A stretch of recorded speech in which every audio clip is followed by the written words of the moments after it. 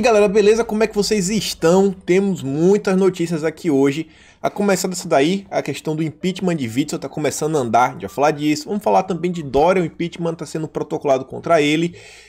Oswaldo Eustáquio ontem deu uma entrevista para os Pingos nos Is e ele falou uma coisinha assim, um nome muito interessante durante a entrevista, a gente vai checar. E tem algumas coisas aí ligando também, algumas investigações que podem começar a andar, que eu acho que talvez o pessoal da Lava Jato não goste. A gente também vai falar de Sérgio Moro, algumas coisas que ele comentou, não dá pra falar dele, ele se tornou um político, é uma figura assim, política, você tá vendo, ele tá todos os dias. Temos algumas coisas também ligadas ao Ricardo Salles, nosso ministro do Meio Ambiente, o Ministério Público Federal pediu o afastamento dele.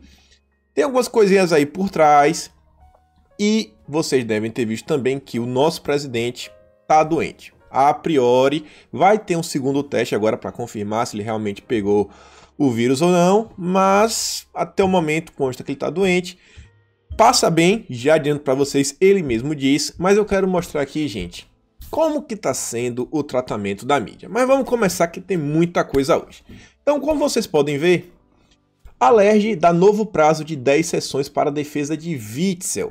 Para quem não se lembra, o processo tinha começado a andar, a defesa de Witzel tinha feito um requerimento, e aí tinha um relator que pediu para adiar. Na época, o cara que pediu para adiar foi um cara que Witzel ofereceu uns carguinhos, só coincidência, mas agora temos uma nova data.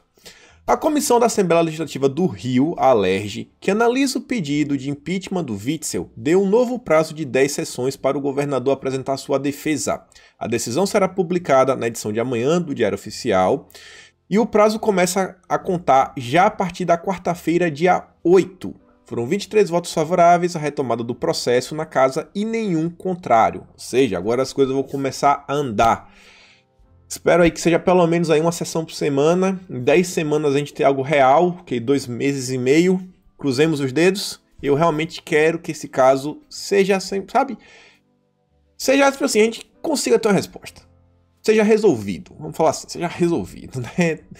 Vamos nos conter. E já nesse mesmo imbróglio aí do Witzel, vem o antigo secretário de Saúde do Rio. Matéria da Cruzoé. Só a chamada vocês já vão conseguir entender.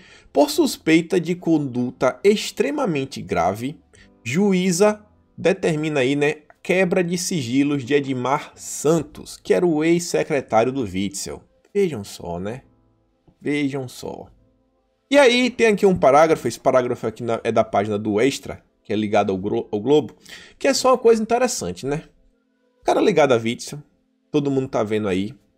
O Ministério lá de Contas falou que 99,47% do dinheiro gasto aparentemente está irregular. Vejam só, então todo o dinheiro que foi gasto aí. E aí agora eu aprendi uma coisa que é quem não deve, não teme. E aí você vê, ele foi dar depoimento.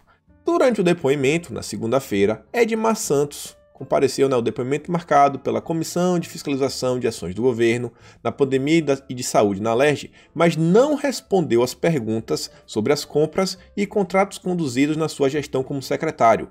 Ele já havia faltado à primeira convocação, faltou, de oitiva no último dia 26 e dessa vez, mesmo presente, alegou que utilizaria seu direito ao silêncio por orientação dos advogados, já que está sendo investigado por esses fatos em inquérito do STJ.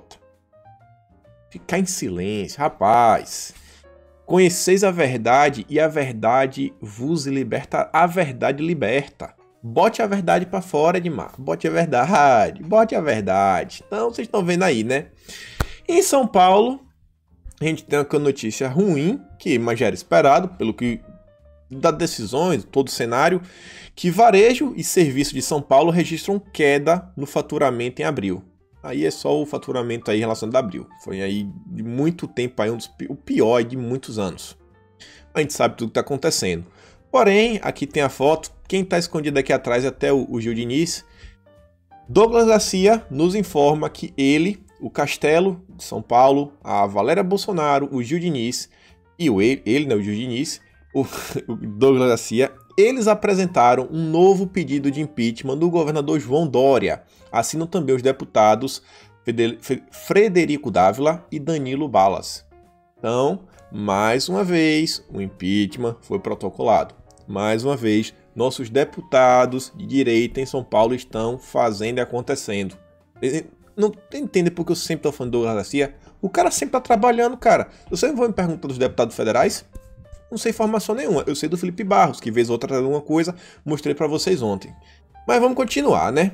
E aí chega aqui no caso Eustáquio. A entrevista da Jovem Pan revela algo muito interessante, que aí nos leva a Alexandre de Moraes, né? A gente sempre vai chegar nele, no nosso ilustríssimo ministro. Mas enfim, ele foi liberto, vocês sabem disso, mas aí as grandes redações, né? A grande mídia sempre tem que tratá-lo como blogueiro. Não tem o respeito por um cara que é jornalista de profissão, tem registro e tudo mais. Há anos, está com registro ativo de jornalista, mas eles insistem em chamar de blogueiro. Mas beleza. Sobre o Eustáquio, você vê que alguns setores da mídia, pelo menos, começam a abrir os olhos. Um deles aí é o Rodrigo Constantino, que é membro aí do Gazeta do Povo, é membro da Jovem Pan. E aí na Renova Mídia ele faz um destaque algumas falas do Rodrigo Constantino lá no programa da Jovem Pan do Jornal da Manhã. Eustáquio foi preso por crime de opinião, diz Constantino. O comentarista Rodrigo Constantino criticou nesta segunda-feira a prisão do jornalista Oswaldo Eustáquio por determinação do ministro do Supremo Tribunal Federal, Alexandre de Moraes.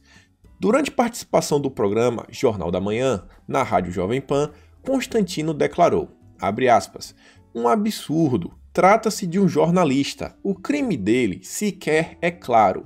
O que ele é acusado de ter feito? Crime de opinião. Isso é um estado policialesco. E acrescenta.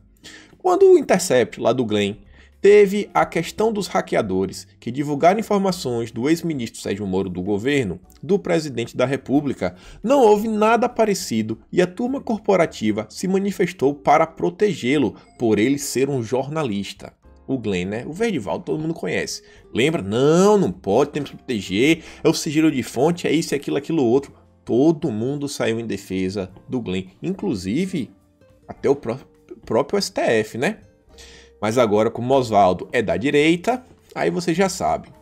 E Constantino completa falando, esse Eustáquio é também um jornalista, e o que preocupa é o silêncio da categoria. Fica muito perigoso o ambiente em um país onde jornalistas são presos por crime de opinião.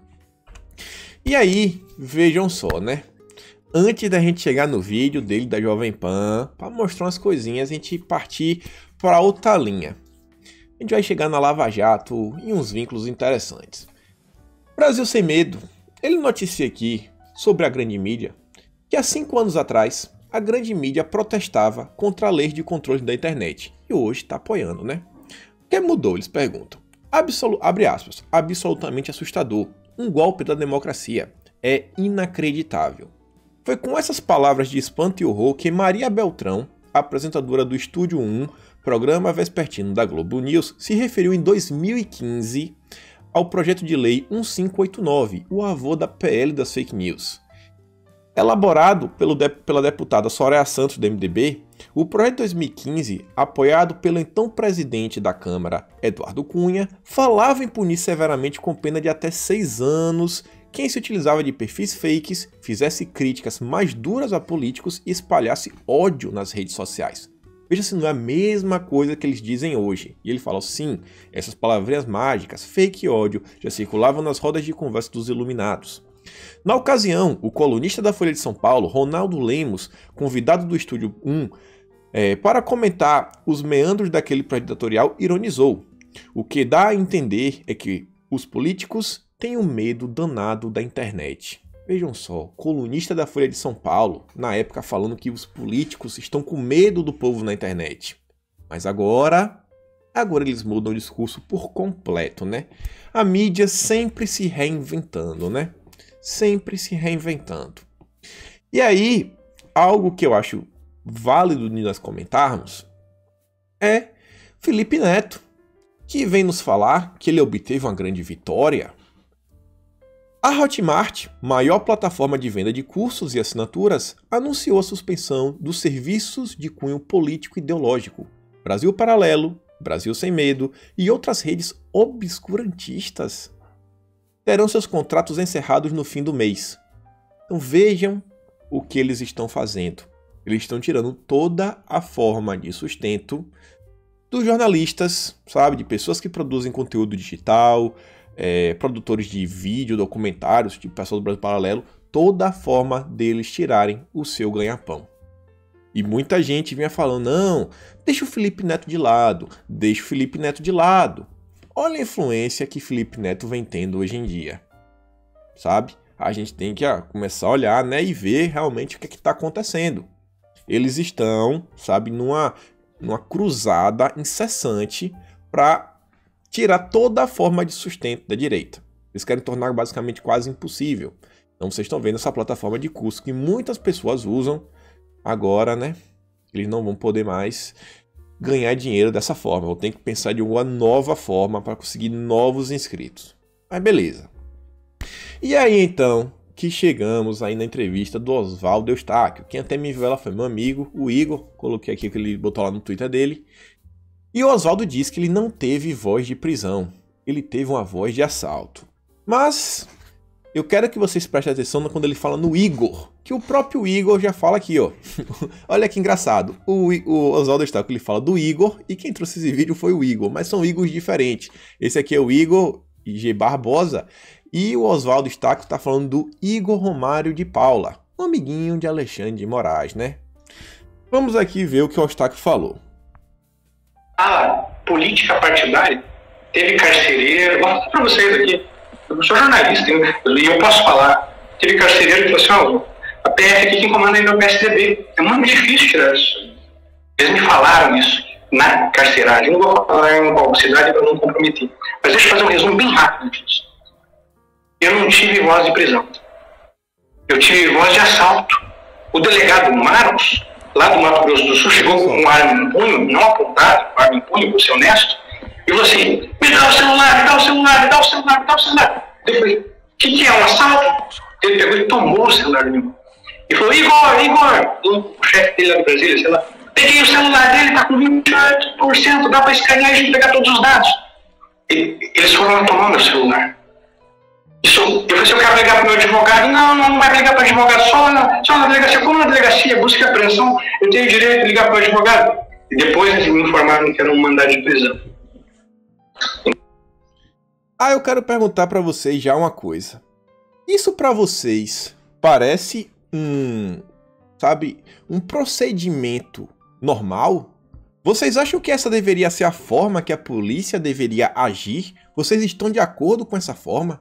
Já chegar sem avisar, sem nada, já pegar o celular, ainda falar, Igor, peguei o celular, tem tantos % de bateria, dá pra gente fazer isso, dá pra gente aquilo outro. Eu acho que esse tá um procedimento, assim, relativamente questionável. Concordam comigo? Eu acho que a gente poderia questionar essa ação, né? Mas vamos falar um pouquinho sobre o nosso Igor Romário, pra gente ver, porque ele que tava chefiando nessa ação, saber se ele vai abrir, sabe, um pedido na corregedoria para apurar se o delegado aí, o delegado ou agente da polícia que foi no encontro aí do Oswaldo Eustáquio agiu de forma correta ou não, né? Vamos tentar entender o Igor Romário. Para quem não lembra o Igor Romário, ele aí foi alçado para Brasília, para grandes cargos, através de Moro. É indicação lá do Moro. O Igor Romário também é o cara que, quando o Moro saiu do governo, no mesmo dia, Alexandre de Moraes bateu o martelo e falou: Igor Romário está no inquérito das fake news e essa equipe é fixa e não pode mudar. Ele tem que fica aqui comigo. Fica aqui comigo e não vai sair. Ele aí que era tido até como número 3 da PF. O Igor Romário também, ele já tinha um envolvimento no caso aí do Alexandre de Moraes, isso é que eu já repeti inúmeras vezes aqui no canal, mas vai que chegou alguém novo. Em 2016, após o encontro com Disney Rossetti, que era aí o cara que Moro queria indicar para frente da PF, né? Era o número 2 da PF, dizem aí o Correio Brasiliense que Alexandre de Moraes estava com Disney Rossetti e após esse encontro, aparentemente, ele havia obtido informações sobre a Lava Jato. E ele foi num evento lá onde tinha políticos, ele falou que iria ter desdobramento na Lava Jato e no dia seguinte o Antônio Palocci foi preso. Teve uma repercussão na época e tudo mais, e aí o Estadão reporta aí que diz que a PF não avisou, falou, não, a gente não falou nada. Alguém veio para tentar colocar panos quentes e falar que o Disney Rossetti não passou nenhuma informação para o Alexandre de Moraes. Sabe quem veio colocar panos quentes, acalmar a mídia, falar que não foi bem assim? Foi o Igor Romário. Aqui você também vê que quem estava no depoimento de Sérgio Moro, lá em Curitiba, era o Igor Romário. E depois eu fui ver e disse que ele nem estava na sala. Ele estava na sala do lado e o pessoal diz assim que não teria nenhuma necessidade dele estar lá, sabe? Porque quem chefiou foi a Cristiane Corrêa. Ela que estava lá para chefiar o depoimento. Mas o Igor Romário estava lá também. O pessoal às vezes até suspeita, será que foi... Por que será que ele estava lá, né? Suspeita, por que será que ele estava lá? Vou deixar em aberto. Cada um aí que tire os seus pensamentos, suas conclusões. E aí... A gente tava falando de procedimentos, né? Será? Será que o Igor Romário aceitaria, sabe? O Oswaldo Eustáquio participar de algo assim? E vejam só, o Marcelo Euler, jornalista, ou blogueiro, eu não sei. Ele tem um site na internet que ele traz informações e ele tem uma matéria intitulada Crimes da Lava Jato. Acusações a quem investiga Bolsonaro. Dia 6 de maio. E ele vem, né? Além do seu envolvimento na instalação de escuta ambiental ilegal em uma cela da Superintendência Regional do Departamento de Polícia Federal do Paraná, fato conhecido desde 2015, a ação narra sua tentativa de abafar a distribuição e o uso de aparelhos celulares grampeados por doleiros presos na Operação Lava Jato. Com eles, os policiais federais tinham o intuito de gerar provas ou revelar o caminho de novas provas. Consta no processo. Sabe de quem que o Marcelo Euler está se referindo nesse parágrafo? Ao nosso ilustríssimo Igor Romário. Ele está acusando aí, né, que o Igor Romário participou de uma instalação ilegal, de um grampo ilegal. Vejam só, além de, uso de aparelhos celulares grampeados, distribuição e uso, né? Grampeados por doleiros presos. Olha só. Aí você continua. Alguns destes procedimentos foram instaurados por iniciativa direta de Romário de Paula, que é o Igor Romário. Ele e os demais delegados da Força Tarefa da Lava Jato são apontados ainda como autores da denunciação caluniosa contra os chamados, vejam só, dissidentes da PF. O que são esses dissidentes da PF? Trata-se do delegado federal Paulo Renato Herrera, do ex-agente da Polícia Federal Rodrigo Gnazzo e dos advogados Marden Maues e Augusto de Arruda Botelho Neto, não citados nominalmente na inicial do processo. Foram acusados, sem que jamais o provassem, de preparar um dossiê contra a operação. Vejam só, algumas pessoas estavam tentando falar algumas coisas contra a Lava Jato. E o Igor Romário foi, direto nelas. Fez uma denunciação caluniosa. Eles estão tentando nos caluniar. Por conta disso, tal como ocorreu com Fenton, foram expostos na mídia e tiveram suas vidas reviradas pelas investigações até serem totalmente inocentados 34 meses depois. A seus acusados, porém, nada aconteceu. Então veja só, o Igor Romário fez o denúncio, o pessoal teve a vida revirada, levou 34 meses para serem declarados inocentes, mas a quem acusou não aconteceu nada. Você ainda vê que na matéria diz, segundo ainda os advogados, o delegado Romário de Paula, o Igor Romário, na época delegado regional de combate ao crime organizado da Superintendência do Paraná, e sua esposa, a delegada Daniele Rodrigues, então chefe do Núcleo de Inteligência Policial da mesma idade, abre aspas, forjaram um inquérito policial, olha, essa palavra é pesada. Marcelo Euler aí fez uma afirmação pesada. Forjaram um inquérito policial e o conduziram pessoalmente mediante interesses escusos na expectativa de abafarem o caso da distribuição de celulares aos presos. Celulares aí que estariam grampeados. Vejam só, né? E aí eu pergunto, Igor Romário, você vai abrir aí um processo na corregedoria para investigar o que o Oswaldo Eustáquio disse? Porque não me parece, sabe, uma forma correta, um procedimento correto da Polícia Federal. Tá muito estranho isso daí. O cara chegar assim armado, pegar o celular de qualquer jeito, não deixar o cara ter acesso, nem ligar pro advogado. Cara. E aí, ó, sobre a mulher dele também, ó. Delegada casada com Igor Romário sai impune de caso sobre grampo ilegal na Lava Jato. Daniele foi quem mandou um agente federal instalar uma escuta clandestina na escadaria da PF para pegar delegados que supostamente juntavam provas para um dossiê contra a Lava Jato. Veja só, gente, esse pessoal estava preocupado mesmo, né, que alguém falasse contra a Lava Jato. O que será que esse pessoal queria? Rapaz, deixa o pessoal falar. Se o pessoal realmente tem um dossiê, sabe, dossiê com provas reais, que alguém da Lava Jato está fazendo coisa errada, pra que grampear? Pra que ir atrás dessa gente? Pra que perseguir? Deixa o pessoal trabalhar, rapaz. E aí, ó, matéria da GGN. No processo, Daniele justificou que mandou instalar o grampo na escadaria da PF no local onde os delegados investigados pelo dossiê costumavam fumar, olha só, apenas para testar se daria certo a captação de áudio. Se funcionasse, em caso de positivo, ela pediria autorização judicial para fazer a interceptação. É uma anjinha, né? Não, eu só botei lá, se ficasse bom, eu não ia grampear, eu ia pedir primeiro, e aí se ele me desse, eu começava a grampear. De acordo com o jornal, ao longo do processo, 2 pessoas admitiram ter instalado a escuta clandestina. O agente federal Dalmei Fernando Verlande e sua superior no núcleo da inteligência policial, a delegada Daniele. Mais 3 anos já se passaram e somente o agente federal foi punido, e não por ter instalado o grampo irregular para investigar outros policiais que estariam atuando contra os interesses da Lava Jato, mas por ter reportado o grampo de forma inapropriada. Então veja aí, né, o Igor, o que ele vem sendo acusado, a mulher dele, o cara aí de Alexandre de Moraes que bateu o martelo e falou que não pode sair de lá, que já estava botando os panos quentes aí, algumas coisas estranhas, movimentações estranhas na PF. Tirem suas conclusões. Tirem suas conclusões. E aí, vejam só, né? Vamos relembrar que a PF entregou ao Supremo cópia de inquérito que apura ataque hacker, que é a questão da Vaza Jato. Eles têm uma cópia, a PF também tem, mas o Supremo também tem uma cópia. Vamos lembrar assim, né? Que o ministro da Justiça já foi Sérgio Moro. Se a PF tem aí uma cópia de tudo que apurou no ataque hacker, possivelmente a PF deve ter todas as conversas. Será que Moro também teve acesso a todas essas conversas? Pergunta, né? Ele estava à frente da PF. E uma coisa é certa, que o Supremo tem, né? Falou que deu pro Supremo. E com quem está esse inquérito?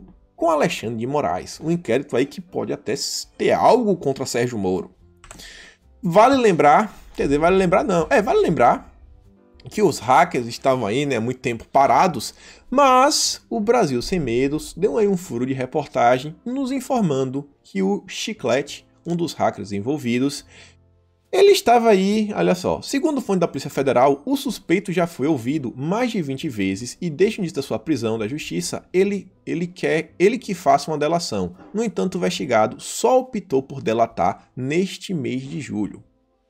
Não sei se ele tem interesse ou não de só ter delatado agora, mas parece aí que essa Vaza Jato pode agora ter alguns desdobramentos. Quem está por trás disso? O que será que o hacker tem a falar sobre a Vaza Jato, né? Não sei, mas vamos esperar aí, né? Podemos ter alguma reviravolta aí nesse caso. E aí, esse aqui é um organograma antigo que vale a pena relembrar, né? Como começou o inquérito das fake news.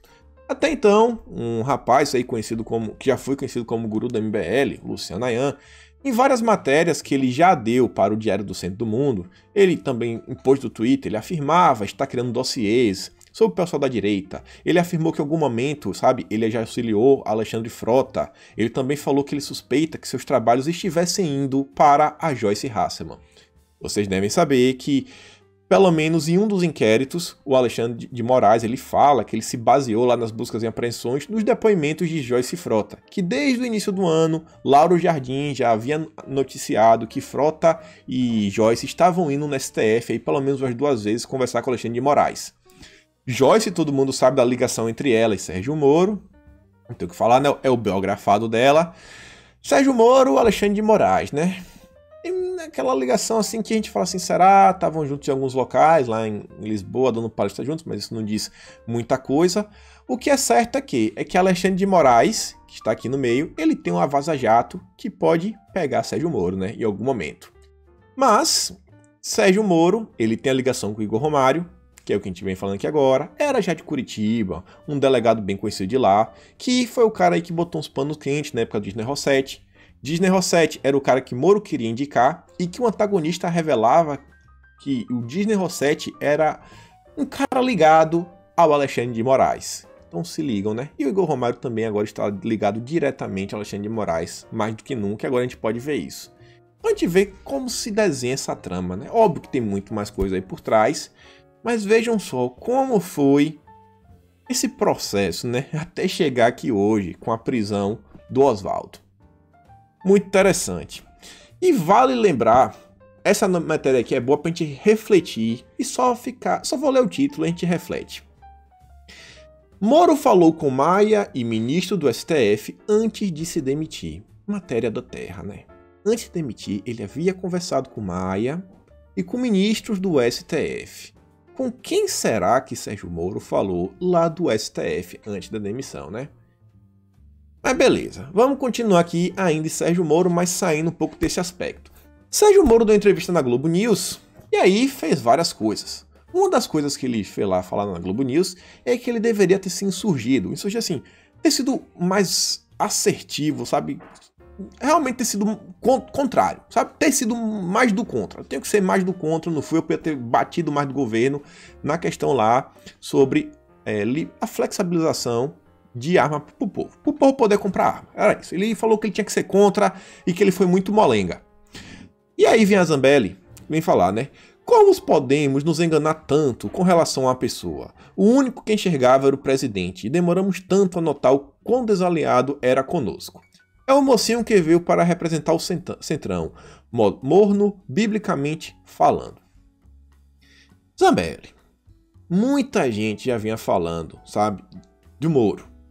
Mesmo Bolsonaro pode ter sido o primeiro, acho que quase com certeza. Bolsonaro já sabia desde o ano passado. Claro, Bolsonaro soltou muita coisa. Mas, Zambelli, muita gente já vinha alertando, sabe? Já tinha muita gente, pelo menos pontuando coisas assim meio estranhas.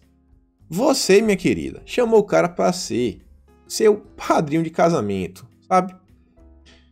Aguento faixa aí, aguento faixa. Só que nessa matéria tem algo muito interessante que eu vou mostrar alguns desdobramentos, mas que vocês já estão cansados de saber, porque todo dia agora a gente fala disso, que é a Lava Jato tentando descredibilizar Augusto Aras e a presidência da República. Com quê? Falando que a Lava Jato está sendo atacada e falando que o presidente não está, sabe, agindo para combater a corrupção. E aí, ó, abre aspas. Como ministro, ainda que você tenha reservas de determinados temas, você não pode se opor publicamente a tudo. E meu foco era principalmente avançar na política anticorrupção. E nesses últimos meses, preservar a autonomia da PF. Então vejam só, não, porque quando eu estava lá, eu estava na política da anticorrupção. E temos aqui, ó, preservar a autonomia da PF. Ele realimentando a narrativa da PF, né? Que Bolsonaro estava interferindo na PF. Que até agora a gente não tem nenhuma prova de nada. Pelo contrário, a gente tem deputados ou delegados da PF afirmando que não existiu nenhuma ação, sabe, de interferência de Bolsonaro na PF. E aí, vejam só, né? Na entrevista de Moro. Talvez eu pudesse ter sido me surgido mais. E aí vem, ó. Em entrevista à Globo News, o ex-ministro da Justiça falou sobre a discordância com o presidente sobre o decreto que facilita a posse de armas. 6 de julho de 2020. Vejam só, aqui ele tá contrário. Mas em 2018, olhem só, em 2018, Sérgio Moro desfavorável à flexibilização de porte de armas. Mas, rapaz, Sérgio Moro, por que você mudou da água pro vinho, Sérgio Moro? É a narrativa? É o projeto político? Deve ser o projeto político, né? Só pode. Pra ficar realmente tão contra o presidente. E aí, vejam só, né? O cara que agora ele mudou de opinião e ele agora se diz contra a flexibilização, sabe, de armas para o povo, ele possui 18 seguranças armados, segundo aí a Zambelli. Vejam só, né? Mas Sérgio Moro, 18 Sérgio Moro. 18? Mas o povo não pode nada, né? O povo não pode nada, só quem pode é você. Beleza, cara, beleza. E aí, ó, vejam só. Ele foi lá no Twitter. É o que eu digo pra vocês. É a questão da pauta anticorrupção. Ele se coloca como uma pessoa que combate a corrupção e o governo alguém que não quer saber de combater a corrupção. O Peru, onde a Lava Jato teve grande repercussão, é um dos países que mais tem avançado na agenda anticorrupção, com os esforços do presidente da República. Vejam só, né? O Peru tem avançado na agenda com os do presidente. Já dando uma alfinetada, né? Falando aqui, ó. O Brasil não tá porque o presidente daqui não tá se esforçando. O Bolsonaro não está se esforçando. E aí nessa matéria, olha que interessante, né? O Moro não quer dar uma alfinetadinha? O Duran agora veio para alfinetar Sérgio Moro. E diz, ó, deveria se informar melhor. No Peru, país que também colaborei, procurador está denunciado por favorecer Aldebrecht mediante acordo. Abre aspas. Ex-procurador da Lava Jato com outra denúncia. Aí vem aqui, né, que o ex-procurador Jorge Ramírez pode ter favorecido, né, na investigação, mediante um acordo de colaboração, né. Essa é a colaboração premiada. Então vejam só, né. É do mínimo se questionar. Serginho Moro e o pessoal da Lava Jato deixaram-nos investigar. Quem não deve não teme. Vamos ver aí, né, se realmente a Lava Jato brasileira teve ou não teve algum excesso. Vamos ver, né? Vocês aí que estão falando tanto do Aras. E estão contra aí, né? O Duran dá a delação premiada dele, que pode ir diretamente contra Sérgio Moro. E aí, falando da Lava Jato, vejam só. Essa figura aqui você deve conhecer. É um dos caras mais bonitos do Brasil. TCU nega pedido para investigar uso de grampo na Lava Jato no Paraná. Mas, rapaz... Qual é, meu velho? Qual é? Sabe quem é esse menininho? É o mesmo menininho que mandou o Banco do Brasil remover os anúncios do site da direita. É o mesmo menininho que já usou o jatinho da JBS Friboi. É o Bruno Dantas, né? Bruno Dantas. Dizem até que é da Bahia, não sei nesse lado lá de feira, viu? Se duvidar de minha cidade. Se for... ai, viu? O mesmo Bruninho que foi promovido, sabe, pro TCU, dias antes do julgamento de Temer. E quem foi que promoveu ele foi o próprio Temer. Vejam só, né? O mesmo Bruninho que também quer investigar os gastos do cartão corporativo de Bolsonaro. Mas a Lava Jato, não, os grampos, não, a gente não vai investigar isso aqui, não, vou negar o pedido, que isso aqui, a Lava Jato não, a gente vai se focar aqui, ó, no cartão corporativo de Bolsonaro, é isso aqui que a gente vai focar em remover, sabe, as propagandas, a monetização do site de direita. Eita, meu Deus, tem hora que eu fico nervoso, viu? Mas calma que ainda tem mais sobre o Sérgio Moro, vejam só, Moro agora... Ele já começou o seu projeto de criar alianças. Moro evita falar de candidatura em 2022, mas vê Brasil com bons nomes. Vejam só, citou Huck, João Dória e Mandetta. Mas rapaz, e ainda aproveita para criticar a gestão da pandemia e defender a Lava Jato. É brincadeira, né? Se alena diretamente a quem? Ao DEM, ao PSDB e o Renova BR. Que Luciano Huck é ligado ao Renova BR. Estão vendo aí, né? Estão vendo. Na verdade, Luciano Huck estava até com conversa com Flávio Dino para ver se virava aí vice-presidente da chapa dele. Flávio Dino que é do PCdoB. Aí é Sérgio Moro. E ainda vem lá, né? Para dar... Olha, essa daqui foi linda. Moro. Se o PT quiser ser competitivo, tem que reconhecer erros do passado. Vejam só, agora tá dando a mão. Agora é o momento, sabe, de dar o abraço no Lula e andar todos juntos.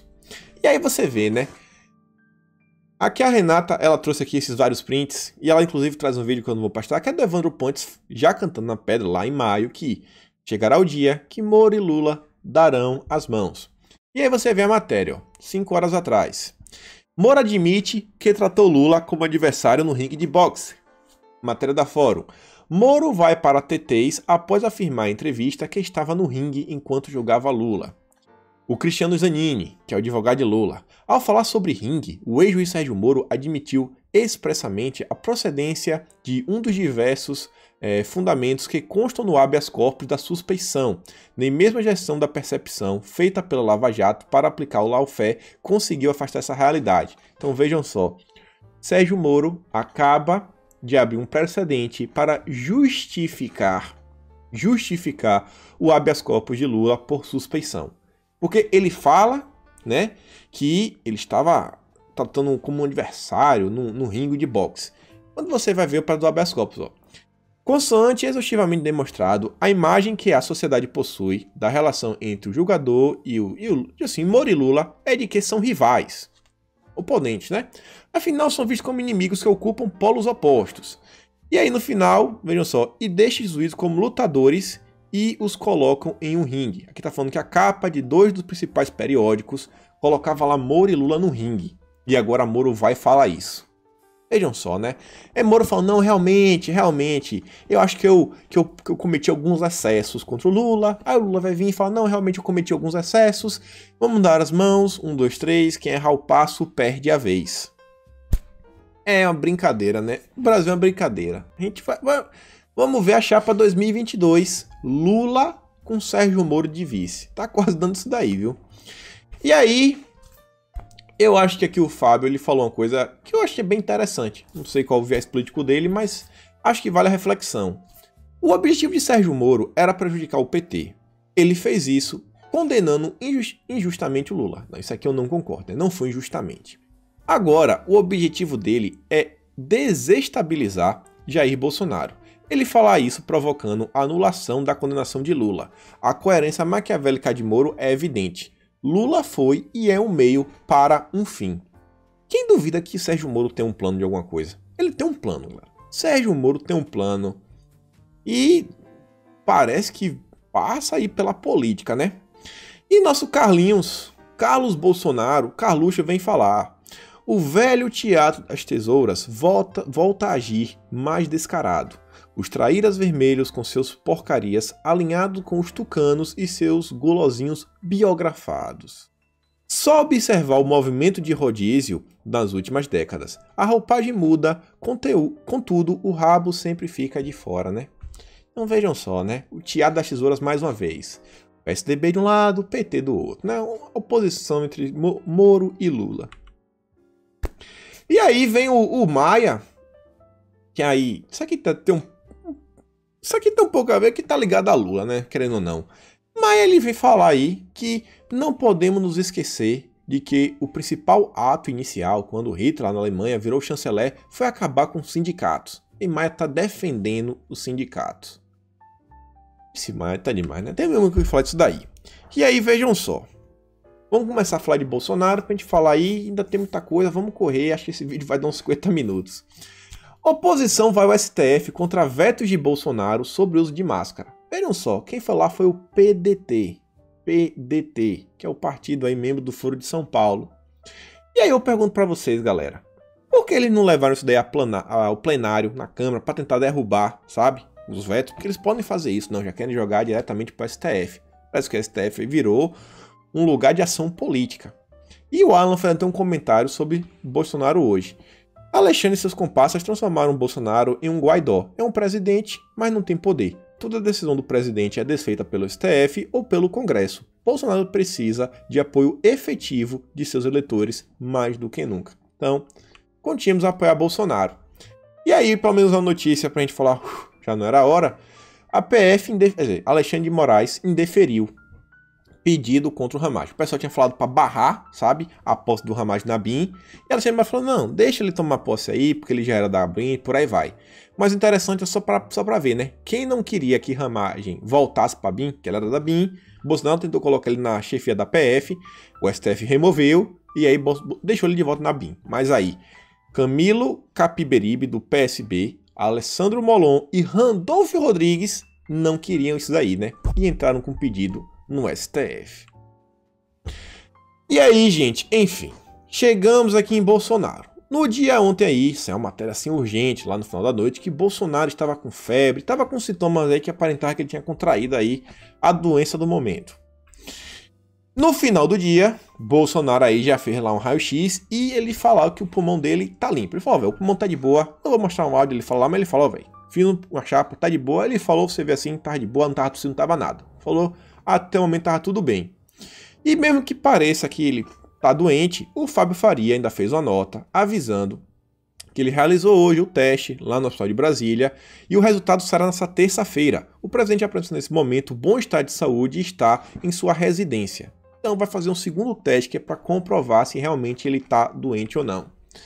E aí, ao longo do dia, tem dois comentários que eu queria compartilhar com vocês. Um é do Danilo Gentili, o outro é do Rabin. Danilo Gentili vem fazer sua piadinha, que falando aí que o vírus foi a primeira coisa positiva que o atual presidente apresentou até o momento. Vejam só, né? Piadinhas.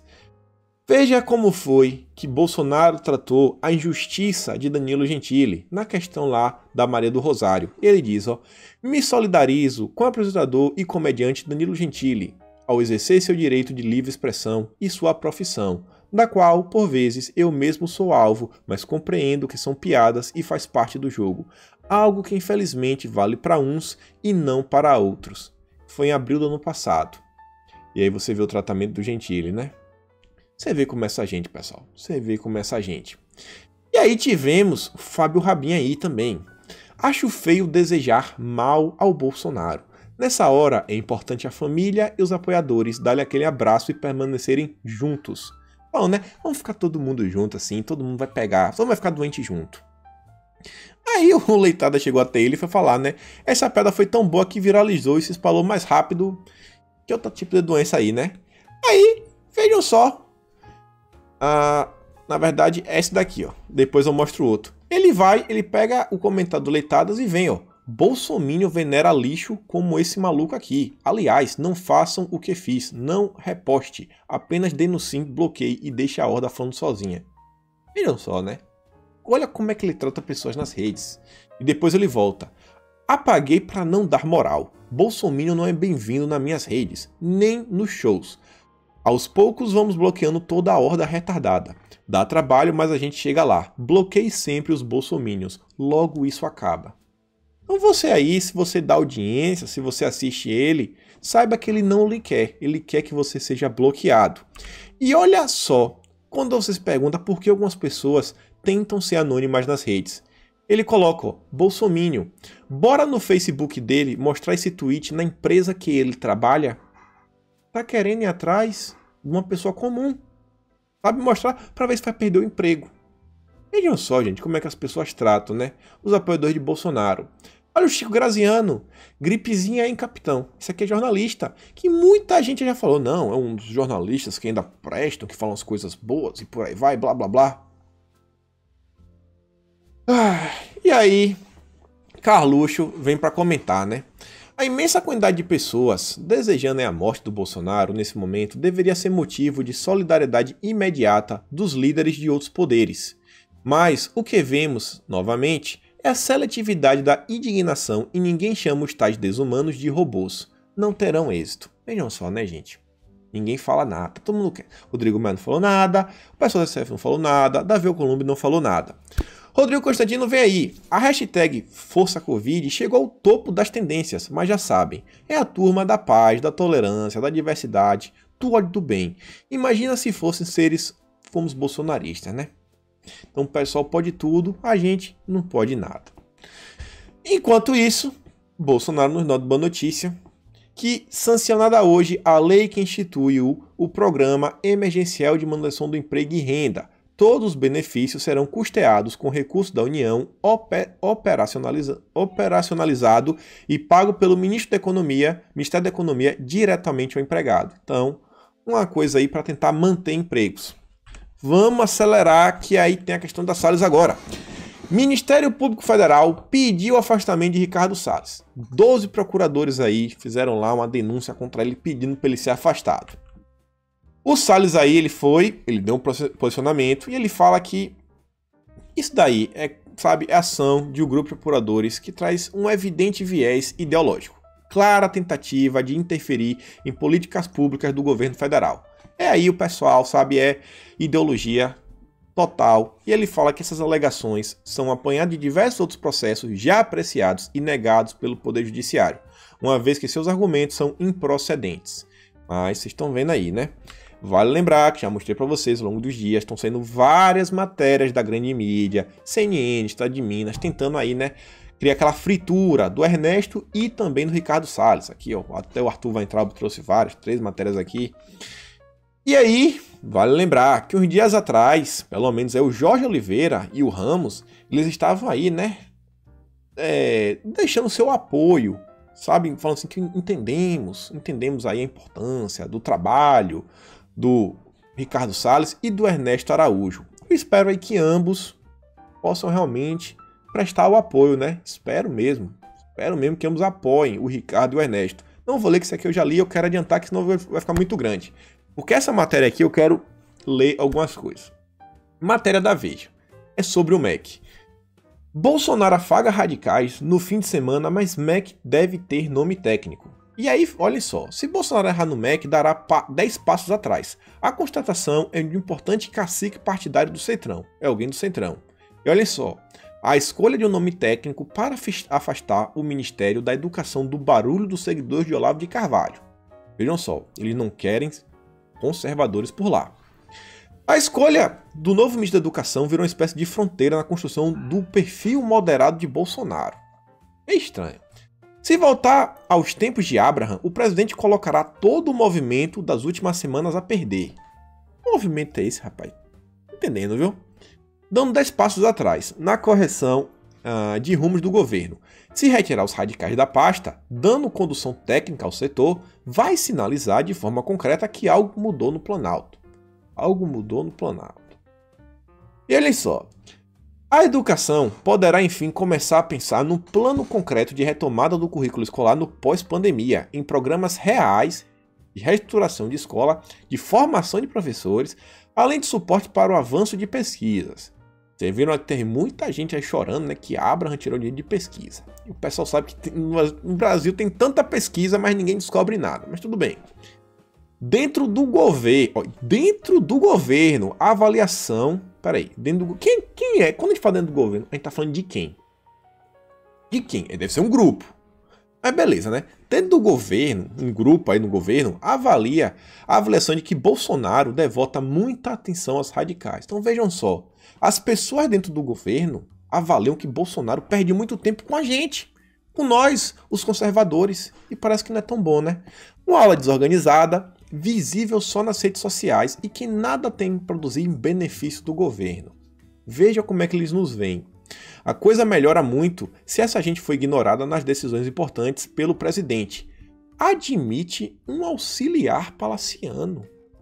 Os auxiliares lá do Palácio do Planalto pensam isso da gente. Não há como os malucos do Olavo romperem com o Bolsonaro e criarem um novo PSTU ou PSOL direita. Quer dizer que é isso que eles também veem da gente? Eles não conseguem organizar uma vaquinha para levar o Olavo de Carvalho da falência. Imagina formar um partido nas atuais regras. Estão fadados a seguir Bolsonaro com sua influência para aproveitar os cargos na máquina. Em que é cargo? Analisa outro importante aliado. Quem é esse aliado? E ainda vem, um importante ministro. Quem é esse ministro? Do governo afirma que os nomes para o MEC, antes fortes cotados na semana passada, voltam ao mesmo patamar de construção de apoios. Apenas uma coisa era certa neste domingo. Segundo esse ministro, não será o nome da Olavista nem do Weintraub. Isto está sacramentado. Então vejam só, pessoal, não vai ter de jeito nenhum, mas de jeito nenhum, algum nome do nosso lado. Rapaz, é uma perseguição agora contra os conservadores. Uma perseguição, a gente não pode ter voz nenhuma. E aí, só para terminar aqui, tem uma matéria aqui da Band que aí fala mais ou menos uma coisa assim bem similar. E eu quero mostrar aqui só o finalzinho do vídeo para vocês, para a gente finalizar. Olhem só o que a matéria diz. Vou mostrar aqui só uns 30 segundos. Jair Bolsonaro do Centrão apresentaram o nome de Aristides Simadon, reitor da Universidade do Oeste de Santa Catarina. O Planalto quer que o novo ministro comece o trabalho pacificando as relações com o Supremo e com o Congresso, desgastadas pelo antecessor, Abraham Weintraub. Nas conversas com candidatos, Bolsonaro também definiu uma prioridade: fazer o Brasil subir no PISA, o Programa Internacional de Avaliação de Estudantes. O país... Então, beleza. A prioridade de Bolsonaro, para mim, é muito boa. Fazer os alunos aprenderem, né? Aprenderem matemática, português e conseguirem notas melhores. Só que começa falando, segundo o Planalto. Por que eles não falaram Bolsonaro e depois Bolsonaro de novo? Eles falam o quê? O Planalto. Porque o Planalto é um grupo de pessoas, né? Mas o que é que o Planalto quer? Que pacifique relações com o Congresso, com o STF e por aí vai. Então vocês estão vendo, né, gente? Tá muito estranho os acontecimentos lá em Brasília, né? Tá muito estranho. Mas por hora, ficaremos por aqui. Aquele grande abraço. Tamo juntos, valeu. E quem puder, curte e compartilhe o vídeo e ativa a notificação, porque eu tô vendo que muita gente não tá recebendo. Eu tô tirando uns prints pra mostrar uma coisa pra vocês nos próximos dias. Mas por hora é só isso daí. Falou, galera.